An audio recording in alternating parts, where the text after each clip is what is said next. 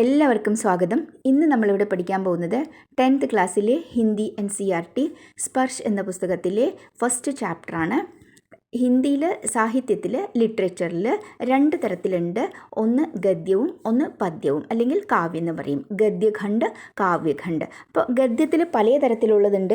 നിങ്ങൾക്കെല്ലാം അറിയാതെ സ്റ്റോറീസ് ഉണ്ട്, നിബന്ധ് ഉണ്ട്. നിബന്ധ് എന്ന് പറഞ്ഞാൽ എസ്സേ ടൈപ്പ് എന്തിനെങ്കിലും കുറിച്ചിട്ടുള്ള ചാപ്റ്ററുകൾ. പിന്നെ ഏകാംഗി എന്ന് വെച്ചിട്ടുണ്ടെങ്കിൽ പ്ലേ, ഡ്രാമ, നാടക്, ഇതെല്ലാം ഒന്നാണ് കേട്ടോ. ഏകാംഗി, പ്ലേ, ഡ്രാമ, നാടക് എല്ലാം ഒന്നാണ്.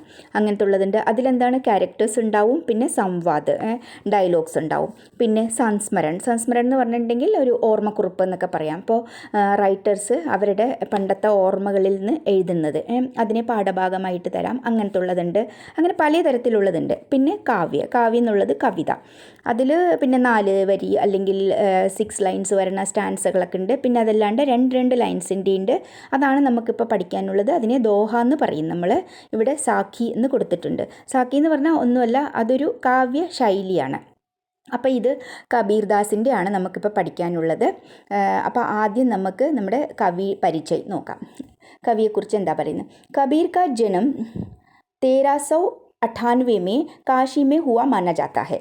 കബീറിൻ്റെ ജനനം 1398 കാശിയിലാണ് എന്ന് വിശ്വസിക്കപ്പെടുന്നു എന്നാണ് പറയുന്നത്. കാരണം ഇത് ഒരുപാട് പണ്ടത്തെ കാര്യമായതുകൊണ്ട് ഇപ്പോൾ നിങ്ങൾക്ക് തന്നെ കാണാൻ കഴിയും. ഇതിൽ 1398, 1518 എന്നൊക്കെ പറഞ്ഞിട്ടുണ്ടെങ്കിൽ എത്രയോ കാലം മുമ്പുള്ളതാണ്. അപ്പോൾ ഇതിൽ ഇപ്പോൾ നിങ്ങൾ ഗൂഗിളിൽ നോക്കിയിട്ടുണ്ടെന്നുണ്ടെങ്കിലും കൂടിയിട്ട് ഈ ഇയേഴ്സൊക്കെ കുറച്ച് അവിടെ ഇവിടെയൊക്കെ ആയിട്ട് ഓരോന്നിൽ വ്യത്യസ്തമായിട്ട് കാണാൻ കഴിയുക. കാരണം അത് ഒരുപാട് വർഷം മുന്നേ ഉള്ളതായതുകൊണ്ട്. അപ്പോൾ അങ്ങനെയാണ് വിശ്വസിക്കപ്പെടുന്നത്. ഗുരു രാമാനന്ദ് കെ ശിഷ്യ കബീറിനെ 120 വർഷ की आयु पाई.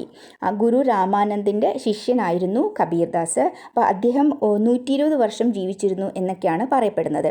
ജീവൻ के अंतिम कुछ वर्ष मगहर में बिताए और वही चिरनिद्रा में लीन हो गए.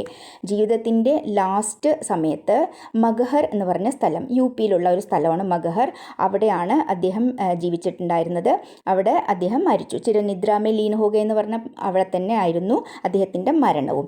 കബീർ കാ ആവിർഭാവ് ऐसे समय में हुआ था जब राजनीतिक, धार्मिक और सामाजिक क्रांतियाँ अपने चरम पर थी.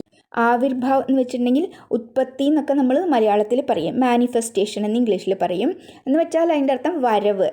കബീർദാസിൻ്റെ എൻട്രി, വരവ് സമാജത്തിലേക്കുള്ളത് മെയിനായിട്ട്. അത് ഏത് സമയത്തായിരുന്നു വെച്ചാൽ രാജനീതിക്, ധാർമ്മിക്. രാജനീതിക് എന്ന് വെച്ചിട്ടുണ്ടെങ്കിൽ പൊളിറ്റിക്സ്, ധാർമ്മികമായിട്ടുള്ളത് തന്നെയാണ്. സാമാജിക്, സൊസൈറ്റിയിലുള്ള മറ്റുള്ള തരത്തിലുള്ള ക്രാന്തിയ, വിപ്ലവങ്ങൾ. അപ്നെ ചരം പർത്തി, ചരം എന്ന് പറഞ്ഞാൽ പീക്ക്. ഇതെല്ലാം അതിൻ്റെ പീക്കിലായിരുന്നു, പീക്ക് സ്റ്റേജിലായിരുന്നു. ആ സമയത്തായിരുന്നു കബീറിൻ്റെ വരവ്. എന്ന് വെച്ചാൽ എന്താണ്? പൊളിറ്റിക്സ് ആണെങ്കിലും ധാർമ്മികമാണെങ്കിലും അല്ലെങ്കിൽ സമൂഹത്തിൽ ബാക്കിയുള്ള വല്ല വിപ്ലവങ്ങളാണെങ്കിലും ഇതെല്ലാം എന്താണ്? ഇതെല്ലാം ഒരുപാട് പീക്കിൽ നിൽക്കുന്ന ഒരു സമയമായിരുന്നു. കബീർ ക്രാന്തദർശി കവി ഥേ. കബീർ ക്രാന്തദർശി എന്ന് പറഞ്ഞാൽ റിവല്യൂഷണറി, വിപ്ലവകാരിയായിട്ടുള്ള ഒരു കവിയായിരുന്നു. ഉൻകി കവിത മേ ഗഹരി സാമാജിക് ചേതന പ്രകട്ട് ഹോത്തി ഹെ. സാമാജിക് ചേതന എന്ന് വെച്ചിട്ടുണ്ടെങ്കിൽ സമൂഹത്തിലേക്ക് വേണ്ട കാര്യങ്ങൾ, ചേതന എന്ന് വെച്ചാൽ സമജ്, അണ്ടർസ്റ്റാൻഡിങ് എന്നൊക്കെ പറയാം. അപ്പോൾ അദ്ദേഹത്തിൻ്റെ കവിതകളിൽ ആഴത്തിൽ നമുക്ക് സമൂഹത്തിൽ ആവശ്യമുള്ള കാര്യങ്ങൾ പ്രകടമായിട്ടുണ്ടായിരുന്നു. സമൂഹത്തിന് ഉപയോഗം ചെയ്യുന്ന കാര്യങ്ങൾ അദ്ദേഹത്തിൻ്റെ കവിതയിൽ ഉൾപ്പെടുത്തിയിരുന്നു എന്നർത്ഥം. ഉൻകി കവിത സെഹജ് ഹി മർമുക്കോ ചൂലേത്തി ഹെ. അദ്ദേഹത്തിൻ്റെ കവിത സത്യത്തിൽ മർമുക്കോ ചൂലേത്തി ഹെ, ഹൃദയം തൊടുന്നതായിരുന്നു. एक और धर्म के बाह्याडंबरों पर उन्होंने गहरी और तीखी चोट की है, तो दूसरी ओर आत्मा परमात्मा के विरह मिलन के भावपूर्ण गीत गाए हैं. एक और ഒരു വഴിക്ക് പറഞ്ഞിട്ടുണ്ടെന്നുണ്ടെങ്കിൽ ധർമ്മക്കെ ബാഹ്യാഡംബരം, ധർമ്മത്തിൻ്റെ ബാഹ്യ ആഡംബരങ്ങൾ എന്ന് പറഞ്ഞിട്ടുണ്ടെങ്കിൽ, ബാഹ്യം എന്ന് പറഞ്ഞാൽ വെളിയിലുള്ള, ആഡംബരം തന്നെയാണ്. പറഞ്ഞാൽ ദിഖാവ, ഷോ കാണിക്കുക എന്ന് പറയാം. ഹിന്ദിയിൽ ദിഖാവ പറയും. അങ്ങനത്തുള്ള കാര്യങ്ങൾ ഉന്നോനെ ഗഹരി ഓർ തീക്കി ചോട്ട് കി ഹെ. അതിൽ അദ്ദേഹം വളരെ ആഴത്തിലും, തീക്കി എന്ന് പറഞ്ഞാൽ വളരെ തേജ് എന്ന് പറയാം, വളരെ സ്ട്രോങ് ആയിട്ടും അതിനെ മുറിവേൽപ്പിച്ചിട്ടുണ്ടായിരുന്നു. അതിൻ്റെ അർത്ഥം എന്താണ്? ബാഹ്യാഡംബരങ്ങൾ എന്ന് പറഞ്ഞിട്ടുണ്ടെങ്കിൽ നമ്മൾ ഇപ്പോൾ അമ്പലത്തിൽ പോവുക, അല്ലെങ്കിൽ പള്ളിയിൽ പോവുക, അങ്ങനെയുള്ള കാര്യങ്ങൾ, അല്ലെങ്കിൽ വലിയ വലിയ ഗ്രന്ഥങ്ങൾ വായിക്കുക, അല്ലെങ്കിൽ അതിൻ്റേതായിട്ടുള്ള പിന്നെ മാലകളും പിന്നെ എന്തെങ്കിലും കുറികളും ഒക്കെ ഇടുക, അങ്ങനെയൊക്കെയുള്ള കാര്യങ്ങളില്ലേ, അതൊക്കെയാണ് ഉദ്ദേശിക്കുന്നത്. അപ്പോൾ അതൊന്നും കബീർദാസ് വിശ്വസിച്ചിട്ടുണ്ടായിരുന്നില്ല എന്നാണ് പറയുന്നത്. അതൊക്കെ ഒരു ബാഹ്യാഡംബരങ്ങളായിട്ട് അല്ലെങ്കിൽ ഒരു ഷോ ആയിട്ടായിരുന്നു അദ്ദേഹം വിചാരിച്ചിട്ടുണ്ടായിരുന്നത്. അതാണ് പറയുന്നത്. അതുകൊണ്ടാണ് തീക്കി ചോട്ട് കി ഹെ എന്ന് പറയുന്നത്. തോ ദൂസരി ഓർ, പക്ഷേ ഇനിയൊരു തരത്തിൽ പറഞ്ഞിട്ടുണ്ടെങ്കിൽ വെച്ചിട്ടുണ്ടെങ്കിൽ ആത്മാ പരമാത്മാക്കെ വിരഹ മിലൻ കെ ഭാവപൂർണ്ണ ഗീത് ഗായേ ഹേ. ആത്മാവും പരമാത്മാവുമായിട്ടുള്ള വിരഹവും പിന്നെ മിലൻ കൂടിച്ചേരലിൻ്റെയും ഭാവപൂർണ്ണമായിട്ടുള്ള ഗീത് ഗായേ ഹേ പാട്ടുകൾ പാടിയിട്ടുണ്ട്. അതിൻ്റെ അർത്ഥം അങ്ങനത്തുള്ള രചനകൾ ഇഷ്ടംപോലെ രചിച്ചിട്ടുണ്ട് എന്നാണ് പറയുന്നത്. കബീർ ശാസ്ത്രീയ ജ്ഞാൻ കി അപേക്ഷ അനുഭവ് ജ്ഞാൻ കോ അധിക് മഹത്വ ദേത്തെ थे. ശാസ്ത്രീയ ജ്ഞാനം എന്ന് വെച്ചിട്ടുണ്ടെങ്കിൽ നമുക്ക് വെറുതെ വായിച്ചിട്ട് കിട്ടുന്ന അറിവ്, അക്കാഡമിക് ആയിട്ടുള്ള അറിവ് എന്ന് പറയില്ലേ, അത് പറഞ്ഞാൽ പ്രാക്ടിക്കലായിട്ടുള്ളതല്ലാതെ. അപ്പോൾ ശാസ്ത്രീയ ജ്ഞാനം അങ്ങനെ കിട്ടുന്ന അറിവിനെക്കാട്ടിലും കൂടുതൽ മഹത്വം അനുഭവ ജ്ഞാൻ പറഞ്ഞാൽ അനുഭവിച്ചിട്ട് കിട്ടുന്ന അതിൻ്റെ അർത്ഥം അനുഭവത്തിൽ കൂടെ പഠിച്ച കാര്യങ്ങൾക്കാണ് എന്നാണ് കബീർ പറഞ്ഞിരിക്കുന്നത്. ഉൻക വിശ്വാസ് സത്സംഗ് മേ താ. അദ്ദേഹം സത്സംഗിൽ വിശ്വസിച്ചിട്ടുണ്ടായിരുന്നു. സത്സംഗ് എന്ന് പറഞ്ഞിട്ടുണ്ടെങ്കിൽ സജ്ജനോ കാ സംഘ്, നല്ല ജനങ്ങളുടെ സംഘ്, കൂട്ടം. അവർ അതിലെന്താണ് മെയിനായിട്ടും ദൈവികമായിട്ടുള്ള കാര്യങ്ങളും നല്ല കാര്യങ്ങളാണ് കൂടുതൽ അതിൽ ഉണ്ടാവുക. ഓർ വേ മാൻതെ തേ കി ഈശ്വർ ഏക് ഹെ. അദ്ദേഹം വിശ്വസിച്ചിരുന്നത് എന്തായിരുന്നു? ഈശ്വർ ഏക് ഹെ, ഈശ്വരൻ ഒന്നേ ഉള്ളൂ എന്നാണ് അദ്ദേഹം വിശ്വസിച്ചിട്ടുണ്ടായിരുന്നത്. വഹ നിർവികാർ ഹെ. ആ ഈശ്വരൻ എങ്ങനെയുള്ളതാണ്? നിർവികാർ, ജിസ്കാ കോയി വികാർ ന ഹോ എന്ന് പറയാം. ഒരു വികാരവും ഇല്ലാത്തതാണ്. അരൂപ് ഹെ, ജിസ്കാ കോയി രൂപ് ന ഹോ, രൂപമൊന്നുമില്ലാത്തത്. അങ്ങനത്തുള്ളതാണ് ഭഗവാൻ എന്നാണ് അദ്ദേഹം വിശ്വസിച്ചിട്ടുണ്ടായിരുന്നത്. കബീർ കി ഭാഷ പൂർവി ജൻപത് കി ഭാഷ തി. അദ്ദേഹത്തിൻ്റെ ഭാഷ പൂർവി ജൻപത് എന്ന് വെച്ചിട്ടുണ്ടെങ്കിൽ യു പി, ബീഹാർ ഒക്കെ ഉള്ള ആ സൈഡുള്ള ഒരു സ്ഥലങ്ങളാണ്. അപ്പോൾ പണ്ട് പറഞ്ഞാൽ ഇത് 1300 1500ൻ്റെ കാലഘട്ടത്തിൽ എന്ന് പറഞ്ഞിട്ടുണ്ടെങ്കിൽ അതൊന്നും സെപ്പറേറ്റ് ആയിട്ടില്ല. അപ്പോൾ അവിടെ ഉള്ള ഭാഷയാണ് കബീറിൻ്റെ ഭാഷ. പറഞ്ഞാൽ അദ്ദേഹം ആ ഭാഷാ ശൈലിയിലാണ് എഴുതുക എന്നാണ് പറഞ്ഞിരിക്കുന്നത്.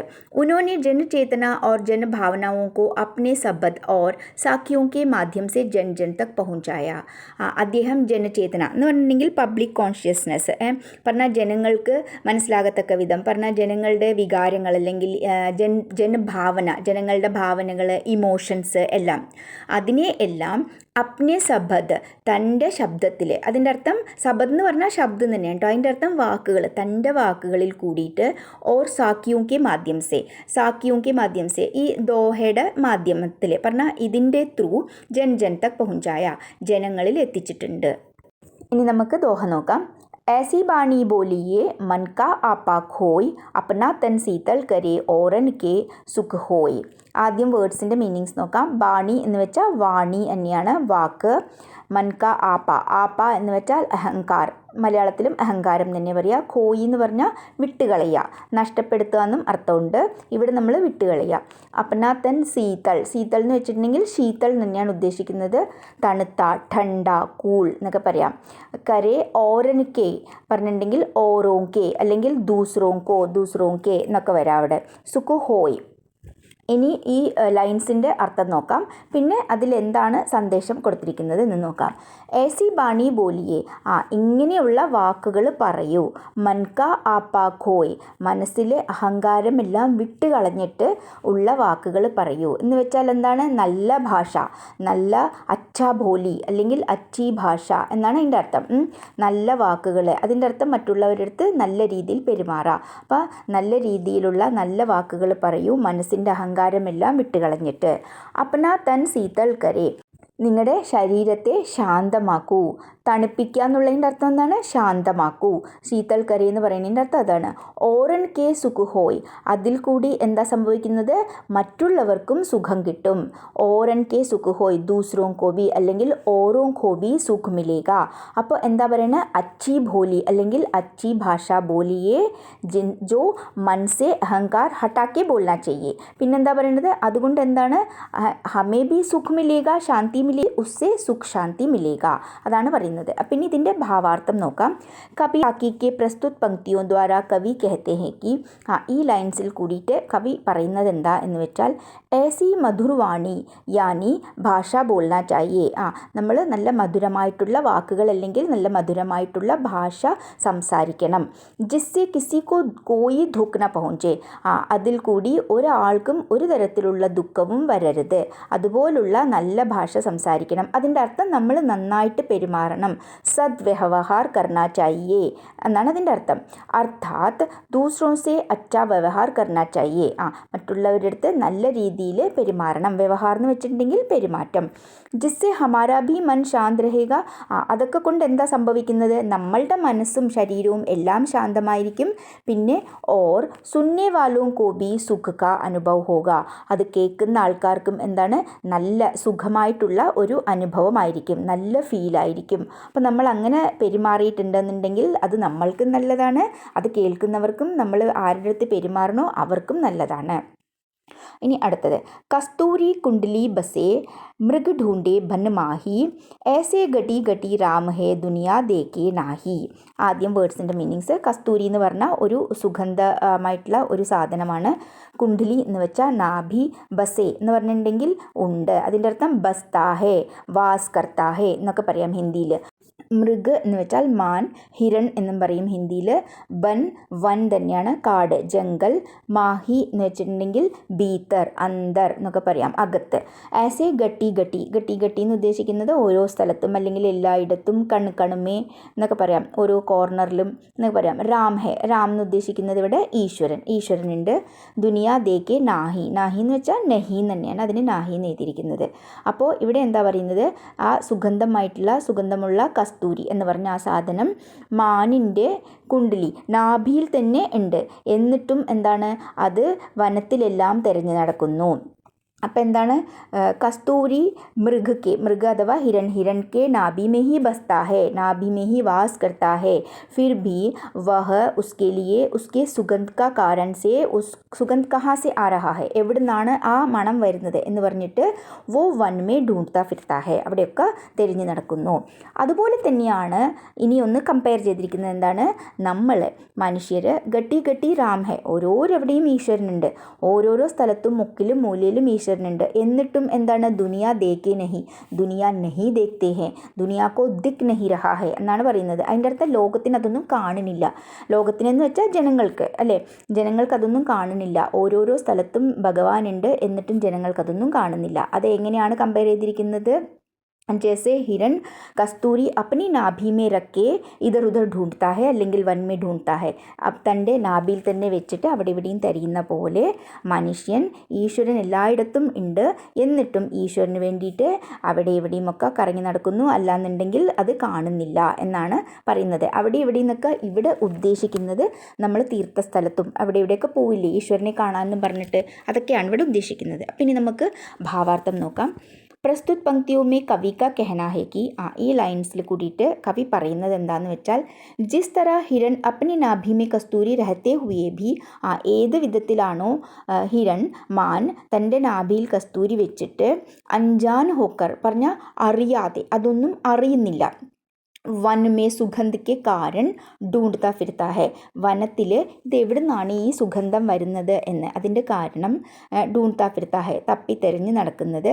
ഉസി തര, അതേപോലെ തന്നെ മനുഷ്യർ തീർത്ഥസ്ഥലവുമേ ഈശ്വർക്കു ഢൂണ്ട്താ ഫിർത്താ ഹേ, തീർത്ഥസ്ഥലങ്ങളെല്ലാം അറിയാം, പറഞ്ഞ അമ്പലങ്ങളും പള്ളികളും എല്ലാം തീർത്ഥസ്ഥലങ്ങളല്ല, അവിടെയൊക്കെ ഈശ്വരനെ തിരഞ്ഞു നടക്കുന്നു മനുഷ്യർ.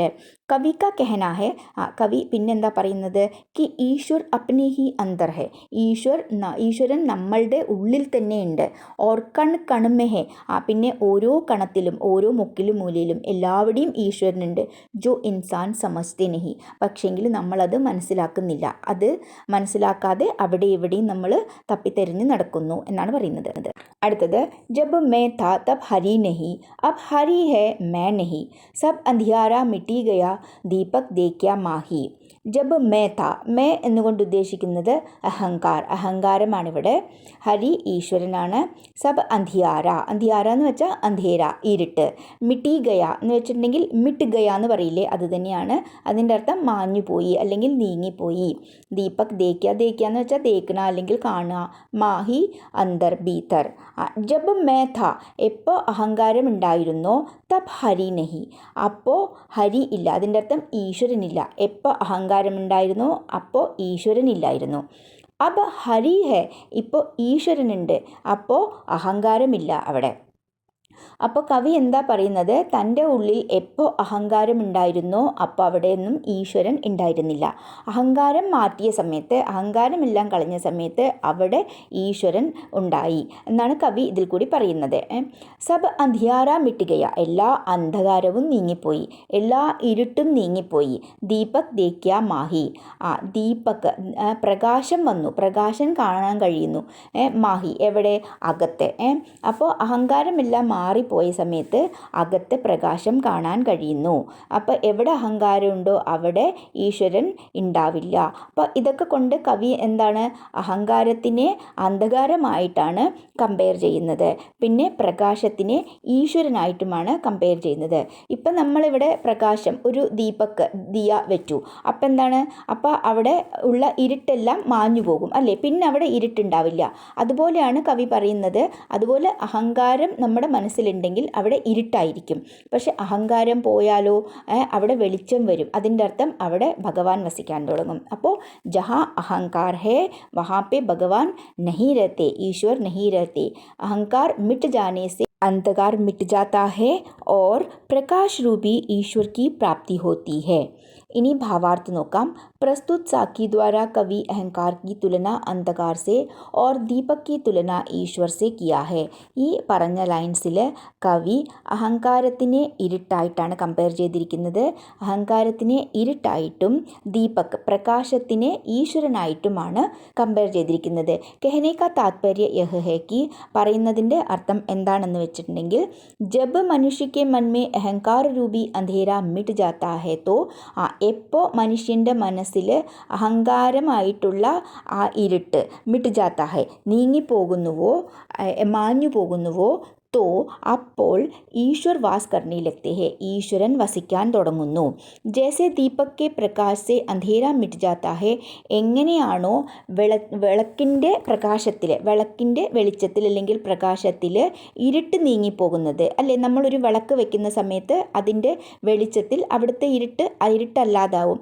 അങ്ങനെ എങ്ങനെ നീങ്ങിപ്പോകുന്നുവോ, വേസേഹി അതേപോലെ തന്നെ അന്ധകാർ മിട്ടനേസെ, ഇരുട്ട് നീങ്ങിപ്പോകുന്നത് കൊണ്ട് ഹമേ ഈശ്വർ കി പ്രാപ്തി ഹോത്തി ഹേ, നമ്മൾക്ക് ഈശ്വരനെ ലഭിക്കും. അടുത്തത്, സുഖിയ സബ് സംസാർ ഹേ ഖായെ അരു സോവേ, ദുഃഖിയ ദാസ് കബീർ ഹേ ജാഗെ അരു റോവേ. അരു എന്ന് വെച്ചാൽ ഓർ, അണ്ട് എന്ന് പറയില്ലേ, അതിൻ്റെ അർത്ഥം ഖായെ ഓർ സോയെ. അടുത്ത ലൈനിൽ ജാഗെ ഓർ റോയെ, അതാണ് അതിൻ്റെ അർത്ഥം. അപ്പോൾ സുഖിയ സബ് സംസാർ ഹേ, ഈ ലോകത്ത് സുഖമായിട്ടിരിക്കുന്നവരാരാണ്, വെറുതെ തിന്നുക ഉറങ്ങുക അങ്ങനെ ഇരിക്കുന്നവരാണ് ഈ ലോകത്ത് സുഖമായിരിക്കുന്നത് എന്നാണ് കവി പറയുന്നത്. ജോ ഖായെ ഓർ സോയെ, ജോ കാത്തേ ഹേ ഓർ സോത്തേ ഹേ, അങ്ങനത്തുള്ളവരാണ് സുഖിക്കുന്ന ആൾക്കാർ ഈ ലോകത്ത് എന്നാണ് പറയുന്നത്. പിന്നെ ദുഃഖിക്കുന്നത് അല്ലെങ്കിൽ കരയുന്നവരാരാണ്, ഈശ്വര പ്രാപ്തിക്ക് വേണ്ടിയിട്ട് ഉണർന്നിരിക്കുന്നവരും സദാ ഉണർന്നിരിക്കുന്നവരും വ്യാകുലപ്പെടുന്നവരുമാണ് ഇവിടെ ദുഃഖിക്കുന്നത് അല്ലെങ്കിൽ കരയുന്നത് എന്നാണ് കവി പറയുന്നത്. അപ്പോൾ എന്താ കവി പറയുന്നതിൻ്റെ അർത്ഥം, ഇവിടെ ജോ ഖാത്തേ ഹേ ഓർ സോത്തേ ഹേ, ജോ സദാ ഖാത്തേ ഹേ ഓർ സോത്തേ ഹേ വേ സുഖി ഹേ ഇസ് സംസാർ മേ എന്നാണ് പറയുന്നത്. പിന്നെ ദുഃഖിതരാരാണ്, ജോ ഈശ്വർ കെ ലിയെ, ഈശ്വർ को पाने के लिए कोशिश करते हैं वे दुखी है, ईश्वर के लिए जागते रहते हैं और वो रोते हैं और वो दुखी है എന്നാണ് കവി പറയുന്നത്. അപ്പോൾ ഇതിൻ്റെ ഭാവാർത്ഥം നോക്കാം. പ്രസ്തുത് പങ്ക്തിയോ മേ കബീർ ജി कहना चाहते हैं कि, ഈ ലൈൻസിൽ കൂടിയിട്ട് കവി പറയുന്നത് എന്താണെന്ന് വെച്ചാൽ, ഇസ് സംസാർ മേ ജോ ലോഗ് ഖാനെ or Sone may he Dhyan ദേത്തെ ഹെ, ഈ ലോകത്ത് ആരാണോ പിന്നെ ഖാനെ or Sone may he Dhyan ദേത്തെ ഹെ, തിന്നാനും ഉറങ്ങാനും മാത്രം ശ്രദ്ധിക്കുന്നവർ വേ സുഖി രഹത്തെ ഹെ, അങ്ങനത്തുള്ളവർ സുഖമായിരിക്കുന്നുണ്ട്. ഉനെ കോയി ചിന്ത നഹി രഹത്ത, അങ്ങനത്തുള്ളവർക്ക് അവർക്ക് ഒരു ടെൻഷനും ഇല്ല എന്നാണ് പറയുന്നത്. ലേക്കിൻ ജോ ലോഗ് ഈശ്വർ കോ പാനെ കി കോശിഷ് കർത്തെ ഹെ, ഈശ്വര പ്രാപ്തിക്ക് വേണ്ടിയിട്ട് ആര് കോശിഷ് കർത്തെ ഹെ ട്രൈ ചെയ്യുന്നുവോ ശ്രമം നടത്തുന്നുവോ വേ സദാ ദുഃഖി രഹത്തെ ഹെ, അങ്ങനത്തുള്ളവരാണ് എന്നും ദുഃഖിതർ എന്നാണ് കവി പറയുന്നത്. ക്യൂങ്കി എന്തുകൊണ്ട് വെച്ചാൽ വേ ഈശ്വർ കി വിയോഗ് മേ ദുഃഖി ഹോത്തെ ഹെ, അവർ ഈശ്വരൻ്റെ വിയോഗത്തിൽ വേർപാടിൽ അവർ ഈശ്വരനിൽ നിന്ന് സെപ്പറേറ്റ് ആണെന്ന് ആലോചിച്ചിട്ടാണ്, അതുകൊണ്ടാണ് അവർ ദുഃഖിതരാവുന്നത് എന്നാണ് കവി പറയുന്നതിൻ്റെ അർത്ഥം. അടുത്തത്, बिरह भुवंगम तन बसे मंत्र न लागे कोई राम वियोगी ना जीवे जीवे तो बोरा होई. ബിരഹ് എന്ന് പറഞ്ഞാൽ വിയോഗം, സെപ്പറേറ്റ് തന്നെയാണ്. ഭുവംഗം എന്ന് പറഞ്ഞിട്ടുണ്ടെങ്കിൽ പാമ്പ്, തൻ ബസേ, ബസേ എന്ന് പറഞ്ഞാൽ ഭാസ്കരന, മന്ത്ര അല്ലെന്നുണ്ടെങ്കിൽ അതിൻ്റെ അർത്ഥം ഇവിടെ മരുന്ന് എന്നൊക്കെ പറയാം. രാമബിയോഗി ന ജീവേ, ജീവേ എന്ന് പറഞ്ഞാൽ ജീന അല്ലെങ്കിൽ ജീവിക്കുക. ബോര എന്ന് പറഞ്ഞാൽ ഭ്രാന്തൻ. അപ്പോൾ ഇവിടെ എന്താ പറയുന്നത്, വിരഹ ഭുവംഗം തൻ ബസേ മന്ത്രനലാകെ കോയി, ഒരു വിരഹം ആയിട്ടുള്ള ഒരാൾ പറഞ്ഞാൽ വേർപെട്ടിട്ടുള്ള ഒരാൾ, അവർക്ക് ഇഷ്ടമുള്ള ആരുടെങ്കിലും നിന്ന് വേർപെട്ടിട്ടുള്ള ഒരാളുടെ മനസ്സ് എന്താ വെച്ചാൽ എങ്ങനെയാണെന്ന് വെച്ചാൽ പാമ്പ് ആ മനസ്സിൽ വസിക്കുന്ന പോലെയാണ്. അങ്ങനെയുള്ള സമയത്ത് അവർക്ക് ഒരു മന്ത്രവും ഏൽക്കില്ല. അതിൻ്റെ അർത്ഥം എന്താണ്, അങ്ങനെയുള്ള മനസ്സിന് ഒരു മരുന്നും മന്ത്രവും ഏൽക്കില്ല, ഫലിക്കില്ല. അതുപോലെ തന്നെയാണ് രാം വിയോഗി, രാമനിൽ നിന്ന് വേർപെട്ടിട്ട്, അതിൻ്റെ അർത്ഥം ഈശ്വരനിൽ നിന്ന് വേർപെട്ടിട്ട് ന ജീവേ, ജീവിക്കാൻ സാധിക്കില്ല. ജീവേത്തോ അഥവാ ജീവിച്ചിട്ടുണ്ടെങ്കിൽ ബോറാ ഹോയി, ഭ്രാന്തനെ പോലെ ആയിരിക്കും എന്നാണ് പറയുന്നത്. എങ്ങനെയാണോ മനസ്സിൽ പാമ്പ് വസിക്കുന്ന ഒരാൾക്ക് ഒരു മന്ത്രവും മരുന്നും ഏൽക്കാതിരിക്കുന്നത്, അതേപോലെ തന്നെയാണ് ഈശ്വരനിൽ നിന്ന് വേർപെട്ട് ഒരാൾക്കും ജീവിക്കാൻ സാധിക്കില്ല. അഥവാ ജീവിക്കുകയാണെങ്കിൽ കൂടിയിട്ട് അവരുടെ ജീവിതം എങ്ങനെയായിരിക്കും, ഉൻകെ ജിന്ദഗി പാഗലോം കി തരാ രഹത്ത, അല്ലെങ്കിൽ ഉൻകി സ്ഥിതി പാഗലോം കി തരാ ഹോത്ത എന്നാണ് പറയുന്നത്. ഇനി ഭാവാർത്ഥം നോക്കാം. ദിയഗേ സാഖി ദ്വാര കവി കഹത്തെ ഹേ കി പ്രിയ സെ ബിച്ചടനെ കെ ബാദ്, ഈ തന്ന ലൈൻസിൽ കവി പറയുന്നത് എന്താണെന്ന് വെച്ചാൽ പ്രിയ സെ ബിച്ചടനെ കെ ബാദ്, ബിച്ചടന എന്ന് പറഞ്ഞാൽ വിരഹ തന്നെയാണ് കേട്ടോ, സെപ്പറേറ്റ് ആവുക.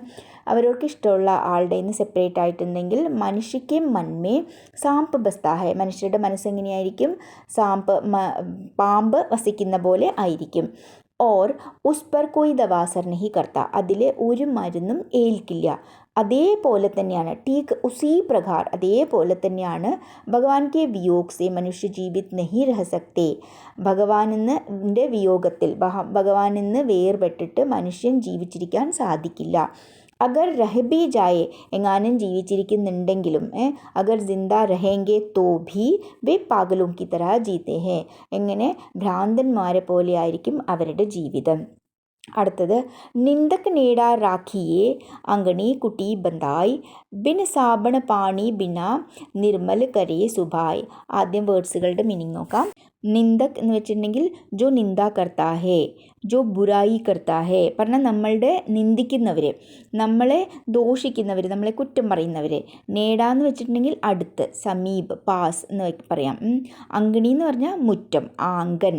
കുട്ടി വീട്, ബന്ധായി എന്ന് പറഞ്ഞാൽ ഉണ്ടാക്കുക, കെട്ടുക എന്നൊക്കെ പറയില്ലേ. ബിന് ഇല്ലാതെ, വിത്തൗട്ട്. സാബൺ പാണി എന്ന് പറഞ്ഞിട്ടുണ്ടെങ്കിൽ സാബുൻ പാനി എന്നാണ് അർത്ഥം, എന്ന് വെച്ചാൽ സോപ്പും വെള്ളവും. നിർമ്മൽ എന്ന് വെച്ചാൽ നല്ലത് പറഞ്ഞാൽ നല്ല വൃത്തിയുള്ള, സ്വച്ഛ് എന്ന് പറയാം. കരേ സുഭായി, സുഭായി എന്ന് പറഞ്ഞിട്ടുണ്ടെങ്കിൽ സ്വഭാവം തന്നെ പറയാം ഹിന്ദിയിലും. അപ്പോൾ നിന്ദക്ക് നേടാറാക്കിയേ അങ്കിണി കുട്ടി ബന്ധായി, ആര് നമ്മളെ നിന്ദിക്കുന്നുവോ, നമ്മളെ കുറ്റം പറയുന്നു, നമ്മളെ വേണ്ടാത്തരങ്ങൾ പറയുന്നുവോ അവരെ നമ്മളുടെ അടുത്ത് തന്നെ വെക്കാൻ പറയണേ. നേടാറാക്കി എന്ന് പറഞ്ഞിട്ടുണ്ടെങ്കിൽ നമ്മളുടെ സമീപത്ത്, നമ്മളുടെ അടുത്ത് തന്നെ വെക്കുക. അങ്കിണി കുട്ടി ബന്ധായി എങ്ങനെയാണ് പറയുന്നത്, നമ്മളുടെ മുറ്റത്ത് തന്നെ വീട് കെട്ടി അവരെ ഇരുത്താൻ പറയണേ. അതിൻ്റെ അർത്ഥം എന്താണ്, നമ്മളെ ആര് കുറ്റം പറയുന്നു, സാധാരണയായിട്ട് നമ്മൾ അവരെ ഇഷ്ടപ്പെടില്ല അല്ലേ, നമ്മൾ അവരുടെ നിന്ന് ദൂരെ മാറിപ്പോകും, അല്ലെ നമ്മൾ അവരെ അവോയ്ഡ് ചെയ്യാൻ ട്രൈ ചെയ്യും. അപ്പോൾ അങ്ങനെയൊന്നും ചെയ്യണ്ട. ജോ ഹമാരാ നിന്ദാ കർത്താ ഹേ ഉനെ അപ്പനെ പാസ് മെ റഖിയേ, അവരെ നമ്മളുടെ അടുത്ത് വയ്ക്കൂ. എന്തുകൊണ്ടാണ് അങ്ങനെ പറയുന്നത്, നമ്മൾ അപ്പോൾ അവർ പറയുന്ന കുറ്റങ്ങൾ, അവർ നമ്മളെ എന്തൊക്കെ പറയുന്നു, നമ്മളപ്പോൾ നമ്മളെ തന്നെ ശരിയാക്കാൻ ഒരു നല്ല ചാൻസ് ആണത്. അതുകൊണ്ടാണ് അങ്ങനെ പറയുന്നത്. ജോ നിന്ദാ കർത്താ ഹേ ഉസ്കോ അപ്പനെ പാസ് മെ റഖിയേ ക്യോങ്കി ഹം അപ്നി ഗൽത്തിയോം കോ സുധാർ സക്തേ, നമ്മളുടെ തെറ്റുകൾ നമുക്ക് ശരിയാക്കാനുള്ളൊരു ചാൻസ് ആണത്. ഹം അപ്നെ ആപ് കോ സഹി കർ സക്തേ, നമ്മളെ തന്നെ ശരിയാക്കാൻ പറ്റും. അതാണ് പറയുന്നത്. ബിൻ സാബൺ പാണി ബിന നിർമ്മൽ കരേ സുഭായ് എന്ന് എന്താ പറയുന്നത്, നമുക്ക് സോപ്പും വെള്ളവും ഒന്നുമില്ലാതെ നമ്മൾ എന്തൊരു സാധനവും വൃത്തിയാക്കണമെന്നുണ്ടെങ്കിൽ എന്താണ്, നമ്മൾക്ക് സോപ്പും വെള്ളവും ഒക്കെ വേണം. അപ്പം നമുക്കിവിടെ സോപ്പും വെള്ളവും ഒന്നുമില്ലാതെ നമുക്ക് നമ്മളുടെ സ്വഭാവത്തിനെ നിർമ്മലമാക്കാം, പറഞ്ഞാൽ നമുക്ക് നമ്മളുടെ സ്വഭാവത്തിനെ വൃത്തിയാക്കാം, നല്ലതാക്കാം എന്നാണ് കവി പറയുന്നത്. അപ്പോൾ ഇതിൽ കൂടി എന്താ മെസ്സേജ് എന്ന് വെച്ചിട്ടുണ്ടെന്നുണ്ടെങ്കിൽ, നമ്മളെ കുറ്റം പറയുന്നവരിൽ നിന്ന് നമ്മൾ ദൂരെ മാറിപ്പോകരുത്. അവർ നമ്മളെ കുറ്റം പറയുന്നത് എന്താ പറ്റുക, നമ്മുടെ നെഗറ്റീവായിട്ടുള്ള ക്വാളിറ്റീസ് ആയിരിക്കും. അപ്പം നമ്മൾക്ക് മനസ്സിലാവും നമുക്ക് എന്താ തെറ്റെന്ന്, അപ്പം നമുക്കതിനെ ശരിയാക്കാനുള്ള ഒരു ചാൻസ് ആണത് എന്നാണ് പറയുന്നത്. ഇനി ഭാവാർത്ഥം നോക്കാം. പ്രസ്തുത് പങ്ക്തിയോ മേ കബീർ ജി കഹത്തെ ഹെ കി, ഈ ലൈൻസിലെ കബീർ പറയുന്നത് എന്താണെന്ന് വെച്ചാൽ, നിന്ദ കർണേ വാലെ വ്യക്തി കോ ഹം അപ്നെ പാസ് മേ രഖ്നാ ചാഹിയേ. നിന്ദ ചെയ്യുന്ന, നമ്മളെ നിന്ദിക്കുന്ന, നമ്മളെ കുറ്റം പറയുന്ന ആൾക്കാരെ, വ്യക്തികളെ നമ്മൾ നമ്മളുടെ അടുത്ത് തന്നെ വെക്കണം. ജിസ്സെ അപ്നി ബുരായിയാ സുൻകർ, അതിൽ നിന്ന്, അവരിൽ നിന്ന് നമ്മളുടെ കുറ്റങ്ങൾ, നമ്മളുടെ എന്തൊക്കെ ദോഷങ്ങൾ പറയുന്നു അത് കേട്ടിട്ട് അപ്നെ ആപ്കോ സഹി കരെ, നമ്മൾ നമ്മളെ തന്നെ ശരിയാക്കാൻ സാധിക്കും. ऐसे करने से, അങ്ങനെ ചെയ്താൽ ഹമാരാ മൻ ബിനാ പാനി ഓർ സാബുൻ കെ നിർമ്മൽ ഹോ ജായേഗ, നമ്മളുടെ മനസ്സിന് സോപ്പും വെള്ളവും ഒന്നുമില്ലാതെ തന്നെ, വേറൊന്നും ഇല്ലാതെ തന്നെ നമ്മളുടെ മനസ്സ് ഇനിയും കൂടി നിർമ്മലമാകും, ഇനിയും കൂടി നല്ലതാവും. അതിൻ്റെ അർത്ഥം എന്താണ്? നമ്മളുടെ സ്വഭാവം ഇനിയും കൂടി, തെറ്റുകളും പറഞ്ഞ വേണ്ടാത്തരങ്ങളെല്ലാം മാറ്റി നമ്മളുടെ സ്വഭാവം ഇനിയും കൂടി നന്നാക്കാം. അടുത്തത്, പോഥി പടി പടി ജഗ് മുവ പണ്ഡിത് ബയാന കോയ് എക്കെ അഷിർ പീവിക പടേ സു പണ്ഡിത് ഹോയ്. ആദ്യം വേർഡ്സിൻ്റെ മീനിങ്സ് നോക്കാം. പോഥി എന്ന് വെച്ചിട്ടുണ്ടെങ്കിൽ ഗ്രന്ഥങ്ങൾ, വളരെ തടിച്ച ബുക്കുകൾ ഉണ്ടാവില്ലേ, വലിയ വലിയ ബുക്കുകൾ, അതാണ് ഉദ്ദേശിക്കുന്നത്. മുവ എന്ന് വെച്ചിട്ടുണ്ടെങ്കിൽ മർഗയ, മരിച്ചുപോയി എന്ന് പറയാം. പണ്ഡിത് എന്ന് വെച്ചാൽ ജ്ഞാനി, അറിവുള്ളവരെ. ബയാന കോയ് എക്കൈ അഷിർ, എക്കൈ എന്ന് വെച്ചാൽ ഏക്, ഒന്ന്. അഷിർ എന്ന് വെച്ചിട്ടുണ്ടെങ്കിൽ അക്ഷരം, അക്ഷരം തന്നെയാണ് ഹിന്ദിയിലും പറയുക. പീവ് എന്ന് വെച്ചിട്ടുണ്ടെങ്കിൽ ഈശ്വരൻ അല്ലെങ്കിൽ നമുക്ക് ഇഷ്ടപ്പെട്ട ആൾക്കാർ. പടേ സു എന്ന് വെച്ചിട്ടുണ്ടെങ്കിൽ വഹ. ഇനി ലൈനിൻ്റെ മീനിങ് നോക്കാം. പോത്തി പടി പടി ജഗ്മുവ, വലിയ വലിയ ഗ്രന്ഥങ്ങൾ അല്ലെങ്കിൽ വലിയ വലിയ ബുക്കുകൾ വായിച്ചെങ്കിൽ പഠിച്ച് ഈ ലോകത്ത് ഒരുപാട് ആൾക്കാർ മരിച്ചുപോയി. പറഞ്ഞാൽ ബഡേ ബഡേ ഗ്രന്ഥ് പഠിക്കർ ഇസ് ദുനിയാ മേ കാഫി ലോഗ് മർ ഗയേ, ചലേ ഗയേ. പണ്ഡിത് ബയാന കോയ്, ആരും വലിയ പണ്ഡിതരൊന്നും ആയിട്ടില്ല എന്നാണ് പറയുന്നത്. വലിയ വലിയ ബുക്കുകൾ, ഗ്രന്ഥങ്ങൾ പഠിച്ചിട്ട് ആരും വലിയ പണ്ഡിതരൊന്നും ആയിട്ടില്ല. കോയി ജ്ഞാനി നെയ് ബന, അല്ലെങ്കിൽ കോയി ബഡാ പണ്ഡിത് നെയ് ബന. ബഡേ ബഡേ ഗ്രന്ഥ പഠനെ സെ കോയി ബഡാ പണ്ഡിത് നഹി ബന എന്നാണ് പറയുന്നത്. എക്കെ അഷിർ പീവുക, ഒരേ ഒരു അക്ഷരം, പീവുക എന്ന് പറഞ്ഞിട്ടുണ്ടെങ്കിൽ ഈശ്വരൻ എന്നുള്ള ഒരേ ഒരു അക്ഷരം ഉണ്ടെങ്കിൽ, അത് പഠിച്ചിട്ടുണ്ടെങ്കിൽ പടേ സു പണ്ഡിത് ഹോയ്, ആ പഠിച്ചവൻ ആരോ, സു വഹ അല്ലെങ്കിൽ ആരോ, അവൻ പണ്ഡിതനാകും അല്ലെങ്കിൽ അവൻ ജ്ഞാനിയാകും. അതിൻ്റെ അർത്ഥം എന്താണ്? ഈശ്വരനെ അറിഞ്ഞവൻ, ഈശ്വരനെ അറിയാൻ ശ്രമിക്കുന്നവൻ, ആര് ഈശ്വരനെ അറിയുന്നുവോ അദ്ദേഹമായിരിക്കും, അവരായിരിക്കും ജ്ഞാനി എന്നാണ് പറയുന്നത്. അപ്പോൾ ഏക് അഷിർ പീവുക, ഏക് അക്ഷർ എന്തിൻ്റെ? പീവുക പറഞ്ഞിട്ടുണ്ടെങ്കിൽ ഈശ്വരൻ്റെ. ഏക് അക്ഷർ ഈശ്വർ കാ ജോ പഠേഗ വോ ഹി പണ്ഡിത് ഹെ, അല്ലെങ്കിൽ വോ ഹി ജ്ഞാനി ഹെ എന്നാണ് പറയുന്നത്. അപ്പോൾ ഇനി ഭാവാർത്ഥം നോക്കാം. പ്രസ്തുത് പങ്ക്തി കെ മാധ്യം സെ കവി കഹത്തെ ഹെ കി, ഈ ലൈൻസിൽ കൂടി കവി പറയുന്നത് എന്താണെന്ന് വെച്ചാൽ, इस संसार में सिर्फ बड़ी बड़ी किताब पढ़ने से कोई पंडित नहीं बनता, ഈ ലോകത്ത് വലിയ വലിയ ബുക്കുകൾ വായിച്ചതുകൊണ്ട് ആരും ജ്ഞാനിയായിട്ടില്ല, പണ്ഡിതരായിട്ടില്ല. ഈശ്വർ ഭക്തി കാ അക്ഷർ പഠനാ ചാഹിയേ, ഈശ്വര ഭക്തിയുടെ അക്ഷരമാണ് നമ്മൾ വായിക്കേണ്ടത്. അതിൻ്റെ അർത്ഥം ഭക്തിയാണ് നമുക്ക് വേണ്ടത്, ഈശ്വരൻ്റെ ഭക്തിയാണ് ഇവിടെ ആവശ്യം. അതാണ് ഈശ്വര ഭക്തി കാ അക്ഷർ എന്നുകൊണ്ട് ഉദ്ദേശിക്കുന്നത്. ഈശ്വർ ഹി ഏക് മാത്ര സച്ച് ഹെ, ഏക് മാത്ര എന്ന് പറഞ്ഞിട്ടുണ്ടെങ്കിൽ ഒരേ ഒരു, ഈശ്വരൻ മാത്രമാണ്, ഒരേ ഒരു സത്യം ഈശ്വരൻ മാത്രമാണ്. ഇസ്ലിയെ ഈശ്വർ കോ ജാനനെ വാലാ ഹി വാസ്തവിക് ജ്ഞാനി ഹെ, അതുകൊണ്ട് ഈശ്വരനെ അറിയുന്നവൻ മാത്രമാണ് വാസ്തവത്തിലുള്ള ജ്ഞാനി. ശരിക്കും അറിവുള്ളവനാരാണ്? ഈശ്വരനെ അറിയുന്നവൻ. അടുത്തത്, ഹം ഘർ ജാല്യ ആപ്പണ ലിയാ മുറാഡ ഹാത്തി അബ് ഘർ ജാല്യോ താസ്ക ചേ ചലേ ഹമാരെ സാഥി. ജാല്യ എന്ന് വെച്ചിട്ടുണ്ടെങ്കിൽ കത്തിക്കുക, ജലായ എന്നുതന്നെയാണ് അർത്ഥം. ആപ്പണ എന്ന് വെച്ചിട്ടുണ്ടെങ്കിൽ തൻ്റെ, നമ്മളുടെ, സ്വയം. അപ്പന എന്ന് പറയാം. മുറാഡ എന്ന് വെച്ചിട്ടുണ്ടെങ്കിൽ ജൽത്തി ഹുയി ലക്കടി എന്ന് പറയാം, പറഞ്ഞാൽ കത്തുന്ന ഒരു വുഡ് അല്ലെങ്കിൽ വിറക് എന്ന് പറയാം. പിന്നെ ഹാത്തി എന്ന് വെച്ചിട്ടുണ്ടെങ്കിൽ ആനയല്ല കേട്ടോ, ഇവിടെ ഹാത്ത് കയ്യിൽ അർത്ഥം വരുന്നത്. അബ് ഘർ ജാലോ താസ്ക, ജാലോ എന്ന് പറഞ്ഞിട്ടുണ്ടെങ്കിൽ ജലാവോ, കത്തിക്കൂ. താസ്ക എന്ന് പറഞ്ഞിട്ടുണ്ടെങ്കിൽ അവൻ്റെ, ഉസ്ക എന്നർത്ഥമാണ്. ജേ ചലേ ഹമാരെ സാത്തി, ചലേ എന്ന് പറഞ്ഞിട്ടുണ്ടെങ്കിൽ ചലേ എന്ന് തന്നെയാണ്. ഇനിയപ്പോൾ ഇതിൻ്റെ അർത്ഥം നോക്കാം. ഹം ഘർ ജാല്യ ആപ്പണ, ഞാൻ എൻ്റെ വീട് കത്തിച്ചു. ഹം അപ്ന ഘർ ജലായ, എൻ്റെ വീട് കത്തിച്ചു. ലിയാ മുറാഡ ഹാത്തി, ലിയാ മുറാഡ എന്ന് പറഞ്ഞിട്ടുണ്ടെങ്കിൽ കത്തുന്ന വിറക്, ജൽത്തി ഹുയി Lakkidi അപ്നെ Haat may Leh ലിയെ or അപ്നെ ഘർ കോ ജലായ എന്ന് പറഞ്ഞിട്ടുണ്ടെങ്കിൽ അതിൻ്റെ അർത്ഥം എന്താണ്? വീടിനെ കത്തിച്ചു എന്നല്ല. വീട് എന്ന് കൊണ്ട് ഇവിടെ കവി ഉദ്ദേശിക്കുന്നത് നമ്മളുടെ മോഹങ്ങളും വികാരങ്ങളും ഒക്കെയാണ്. അതിനെയൊക്കെ അജ്ഞാനമായിട്ടാണ് കവി ഇവിടെ പറഞ്ഞിരിക്കുന്നത്. അപ്പം നമ്മളുടെ ആവശ്യമില്ലാത്ത മോഹങ്ങളും വികാരങ്ങളും അതെല്ലാം അജ്ഞാനമാണ്. അപ്പം അതിനെയാണ് ഘർ എന്ന് പറഞ്ഞിരിക്കുന്നത്. അപ്പം അതിനെയൊക്കെ കത്തിച്ച് വിടുക, പറഞ്ഞാൽ അതിനെയൊക്കെ മാറ്റി വിടണം, അതാണ് പറഞ്ഞിരിക്കുന്നത്. അബ് ഘർ ജാലോ താസ്ക ജേ ചലേ ഹമാരെ സാഥി, ഇനി അവരുടെയാണ് വീട് കത്തിക്കേണ്ടത്. अब उनका घर जलाओ, अब उसका घर जलाओ, ആരുടെ? ജെ ചലേ ഹമാരെ സാത്തി, ജോ ഹമാരെ സാത്ത് ചലന ഹെ, ജിനെ ഹമാരെ സാത്ത് ചലന ഹെ, എൻ്റെ കൂടെ ആർക്കാണോ വരേണ്ടത് അവർക്ക്. ഇനി ഭാവാർത്ഥം നോക്കാം. പ്രസ്തുത പങ്ക്തിയോ സെ കവി കാ താത്പര്യ ഹെ കി, ഈ ലൈൻസിൽ കൂടി കവി പറയുന്നതിൻ്റെ അർത്ഥം എന്താണെന്ന് വെച്ചാൽ താത്പര്യ ഹി എന്നല്ല കേട്ടോ, ഹേ വേ അപ്ന മോഹമായ രൂപി ഘർ കോ ജലാക്കർ, അവർ തൻ്റെ മോഹമായിട്ടുള്ള ആ രൂപത്തിലുള്ള വീട്ടിനെ എല്ലാം കത്തിച്ചിട്ട് ജ്ഞാൻ പ്രാപ്ത് കിയാ ഹേ, ജ്ഞാനം പ്രാപ്തി ചെയ്തിരിക്കുന്നു. അർത്ഥാത്ത് അതിൻ്റെ അർത്ഥം എന്താണെന്ന് വെച്ചാൽ അപ്ന അജ്ഞാനരൂപി അന്ധകാർ ജ്ഞാനരൂപി പ്രകാശമേ ബദൽ ദിയ, അപ്പോൾ അവരുടെ അന്ധകാരം അതെന്താണ്? അജ്ഞാനമാണ്, അത് അറിവില്ലായ്മയാണ്, അതിനെ ജ്ഞാനരൂപത്തിലുള്ള പ്രകാശമാക്കി മാറ്റിയിരിക്കുന്നു. ജിനെ ഈശ്വർ കോ പ്രാപ്ത് കർനെ കി ഇച്ഛാ ഹെ, ആർക്ക് ഈശ്വരനെ പ്രാപിക്കാനുള്ള ആഗ്രഹമുണ്ടോ വേ മോഹമായ രൂപി ഘർ സെ മുക്ത് ഹോ ജാവോ, അവർ മോഹമായ അതിൽ നിന്നെല്ലാം മുക്തമാകണം, അതിൽ നിന്നെല്ലാം അവർ പുറത്തു വന്നാലേ അവർക്ക് ഈശ്വരപ്രാപ്തി ലഭിക്കുകയുള്ളൂ എന്നാണ് പറയുന്നത്. എല്ലാവർക്കും മനസ്സിലായിട്ടുണ്ടാവുമെന്ന് വിചാരിക്കണം.